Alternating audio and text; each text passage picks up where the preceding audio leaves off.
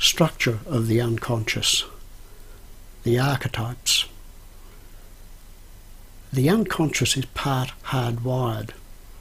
As would be expected with an animal brain, the unconscious mind is not simply a blank sheet which you program by learning from experience. Your unconscious has been shaped over many thousands of generations for survival, and the result is that certain thoughts tend to flow more naturally than others. A metaphor taken from Carl Jung is that your deep unconscious is like a country, undulating land with hills and rivers and riverbeds. Ideas are like rain, which, when it falls, tends to run down the old riverbeds. Jung called these riverbeds, or patterns, archetypes, and these archetypes lie between instinct and reason. They could be considered as advanced or highly considered instincts. So what are the archetypes? It's difficult to put some archetypes into words, as they are primarily based on feelings and not logic. But insofar as they may be expressed in words, some are the soul, the sexual attraction to beauty, love of the mother, love of the child, the love of hunting, the love of gathering, the love of war, the desire for power, the desire for safety, respect for the leader, the team spirit, the desire for attention, the fear of being inferior, the fear of being left out, the fear of abandonment, the fear of annihilation, and the fear of dismemberment. The archetypes were deified by the ancients. These archetypes, residing as they do in the unconscious, presented themselves as mysterious forces and were deified by the ancient religions as gods and goddesses. For example, the Greek goddess Aphrodite, Venus to the Romans, personified the love of feminine beauty and feminine sexuality.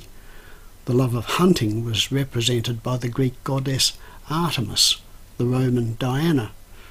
The love of gathering, accumulating wealth, harvesting was represented by the Greek deity Tyche, the Roman Fortuna, and the Greek goddess Demeter, Ceres to the Romans. Demeter was not only goddess of the harvest, but she also represented the mother instinct. The love of war was represented by the Greek god Ares, the Roman Mars. The leader was represented by the king of the Olympian gods, Zeus, the Roman Jupiter. The archetypes are contaminated with one another. Archetypes are not clearly separated. They often overlap. And Carl Jung's assistant, Maria Louisa von Franz, wrote, "In the unconscious, all archetypes are contaminated with one another. It is as if several photographs were printed one over the other. They cannot be disentangled." Archetypes can be used to control you. The reason I mention the archetypes is that if someone wants to control you, a very effective way of doing this is to enchant you and activate one of these archetypes or a few associated archetypes. One common example is military drilling, which puts you into trance and activates the love of war, the martial archetype, and team spirit archetype. Another common example is action gambling, where you are entranced and caught up in the hunter-gatherer archetype and the wealth archetype to the exclusion of the conscious, rational mind. These and others are dealt with below. The compensatory function of the unconscious. Another characteristic of the unconscious which can be exploited is the compensatory function. The unconscious mind tries to maintain a psychological balance, that it will move to counterbalance the conscious mind. This is why successful businessmen may attend sadomasochistic mistresses, and why the talented actor Hugh Grant went with a street prostitute. It is why public philanthropists may beat their wives, and upper-class women may have affairs with gamekeepers. the compensatory function can be used against you. More pertinently, the unconscious mind of a person who is struggling with life will ply that person with complementary daydreams. This is known as the Walter Mitty effect, after a movie which embodied this theme. The unconscious mind will try and do what it can to make the person who is feeling bad at the conscious level feel good. Now this also presents an opportunity for exploitation by putting the person into trance and feeding feel-good stuff, compensatory material to the unconscious. Thus, for example, if you feel ignored and powerless, you can be sold computer role-playing games which put you into trance and immerse you in a fantasy world where you are strong and powerful. Or you may watch immersive movies of the geek or ordinary guy who becomes a superhero. The danger here is the tension between your underachievement and unhappiness at the conscious level and your success in the fantasy world of your unconscious reaches a point where your mind can no longer hold the two opposites. Then you have a breakdown of some sort. Now I'm going to talk about how the unconscious can manifest itself. As I have mentioned, although the conscious mind likes to think it's in control, your motivation comes from the unconscious. This is necessary, but it's good to be able to recognise when it's happening. Shifts. At the mild end of the scale, you get shifts. Shifts are normally felt in your body. Terms for stronger shifts are common. My heart skipped a beat. I felt gutted. I felt like I was walking on air. I caught my breath. My legs turned to jelly. My cheeks flushed. These indicate something important has happened at the unconscious level, and your unconscious is expressing itself through your body. But normally the intervention of your unconscious is subtle and barely noticed. The more subtle shifts are commonly a slight intake of breath or exhalation or a feeling of heaviness in your chest. How the shift manifests itself varies from person to person and the reason for the shift. But with the subtler shifts, you normally do not consciously register them, and you need to train yourself to be aware of them. Because when you get a shift, you need to ask yourself, why did I get that shift? What caused it? Shifts are also occurring where you say something and you feel a little surprised by what you said. Maybe you were a bit short with someone unnecessarily, or you said something which broke the train of the conversation. When that happens, you can be sure the unconscious has felt it necessary to push up some content it considers important, which has influenced your conversation, and you need to ask why. Stronger physical manifestations. Where the unconscious is alarmed or has a strong position on something, it can make itself felt physically by physical symptoms such as racing heart, headaches, food cravings and phobia. For example, where the unconscious is alarmed, it will actually stop the conscious mind from doing something. This happens with a phobia. In the case of a needle phobia, the conscious mind may be saying, "This injection will do me good," but this is decisively overridden by the unconscious, which, if it is not obeyed, can make the person throw up, pass out, or run in terror. And as an aside, you don't need to live with a phobia. If you have a phobia, see a hypnotherapist who is specialised in a hypnotic technique called the fast phobia technique. And there can be psychological manifestations. If the conscious and unconscious minds are in conflict, the unconscious can take action in an attempt to rectify the situation. The unconscious mind always acts in a manner which it believes is in the best interests of the person, but the action which it takes can be most counterproductive. Depression. The unconscious mind may give up, go on strike. That is to say, it may depress the libido. As mentioned above, the unconscious provides your motivation, your libido. Your libido is your drive, your energy, your get up and go, your sexual desire, your enjoyment of life. When the unconscious suppresses the libido, this is called depression. A hypnotherapist can work on finding and processing the unconscious psychological wounding which is driving the behaviour, and work on finding something the person is still motivated about, and expanding that to restart the libido. Suicide. The unconscious mind, according to Carl Jung, has a different perception of time and death.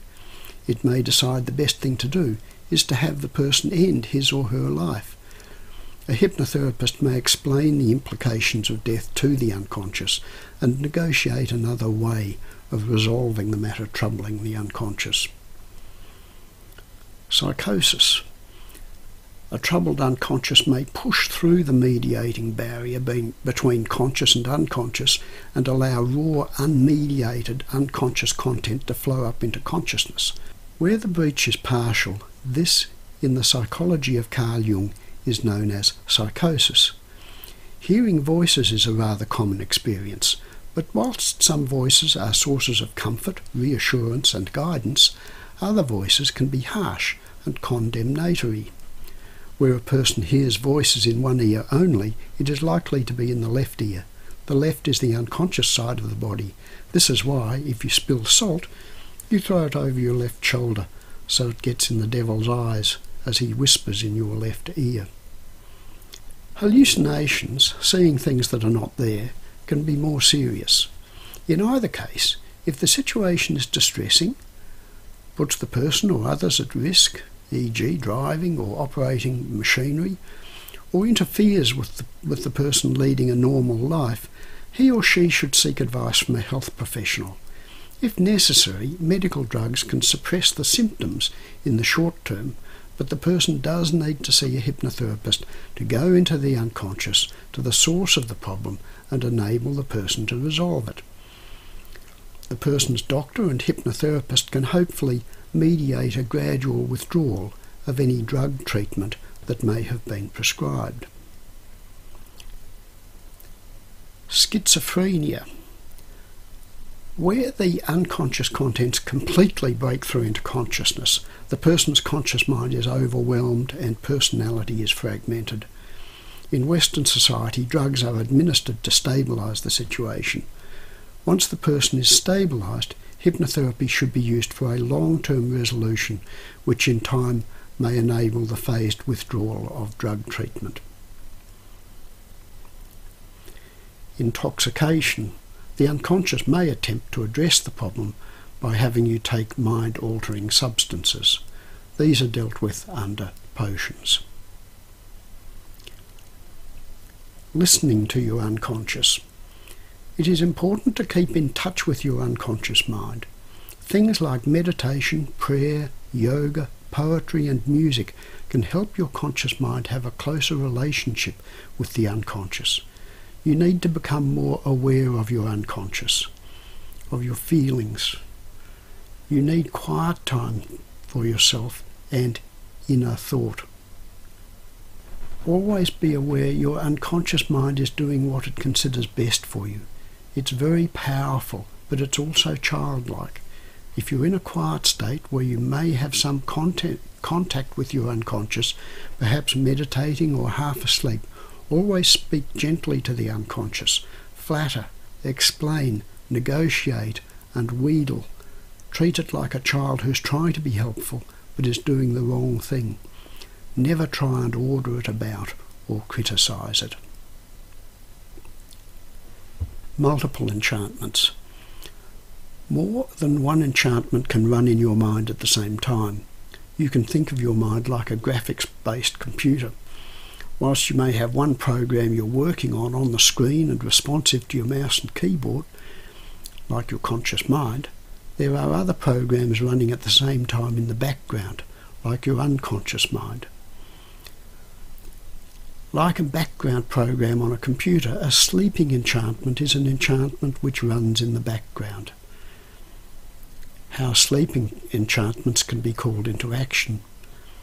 These background programs can be called into activity in two ways, other than by you consciously selecting them. First, by an event. For example, taking a computer analogy, if you try and open a program with a virus, the virus checking program will interrupt you.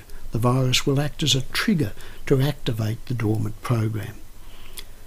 Or secondly, by a timer. For example, a backup program may activate when the timer instructs it to.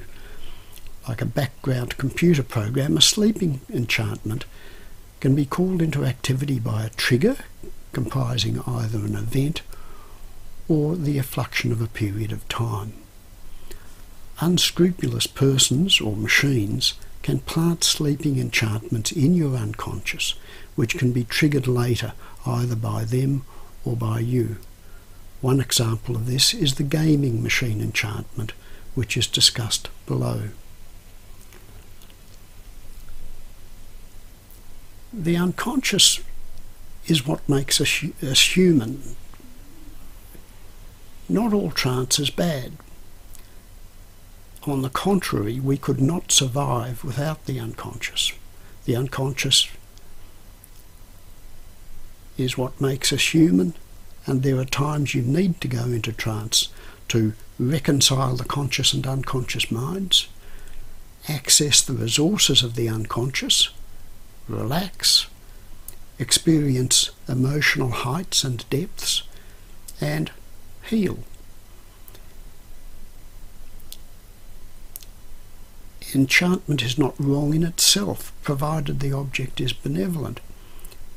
Following on from St. Thomas Aquinas, the Catholic Church, who I've already mentioned, the Catholic Church ruled in 1847 that the use of animal magnetism, a form of enchantment, is indeed merely an act of making use of physical media that are otherwise licit, and hence it is not morally forbidden, provided it does not tend towards an illicit end or towards anything depraved. But you must develop the ability to choose. As St. Thomas realised, others can enchant you for a benevolent purpose or for a predatory purpose, but you have to be able to recognise when anyone is using enchantment or bewitchment against you and choose whether you are willing to allow it. Another point is that many enchanters have little understanding. Often those who use enchantment or bewitchment have little understanding of what they are doing. People like salespersons can use formulas which have been developed and proven over time, and increasingly today machines are used. This can be both reckless and immoral. It is like driving a car without any training. In the case of machines, it is like putting a car into gear and letting it drive off by itself. Just a word on meditation. Meditation is a self-imposed trance. The sort of trances we're considering in this handbook are enchantments, trances imposed on you by another to give the other complete or partial control of your mind. We're not considering the daydream trance, the natural state you drift in and out of several times a day, nor are we considering meditation. The difference between meditation and enchantment: with meditation you put yourself in trance. With enchantment you are being put into trance by another who can control or guide your thoughts. The limits of meditation. You cannot guide what happens in meditation, because as soon as you start thinking with the conscious mind, you start coming up, you come out of trance. As already mentioned, it's like trying to lift yourself up by your shoelaces. And be careful of anyone you do not trust absolutely who wants to give you guided meditation. Guided meditation is simply a euphemism for enchantment. But keep safe. This book is not about meditation, but let me just say that there are both benefits and dangers in meditation. So if you're going to do it seriously, do your homework first. A good book on the subject is Dennis Weir's book, The Way of Trance, and there may well be others. Building an end into the meditation. One thing that will help keep you safe in meditation is a time limit. If you are starting out, the time limit should not be long, say 20 minutes. Set an alarm on your phone. Catholics meditate with a rosary, a circle of beads with a tail. The tail is important because it brings the trance to a conclusion. The Buddhist and Hindu version of the rosary is called the mala, and this also has a tail or tassel to signal the end of the meditation. Whatever you do, do not get yourself in an endless loop. Thank you for listening.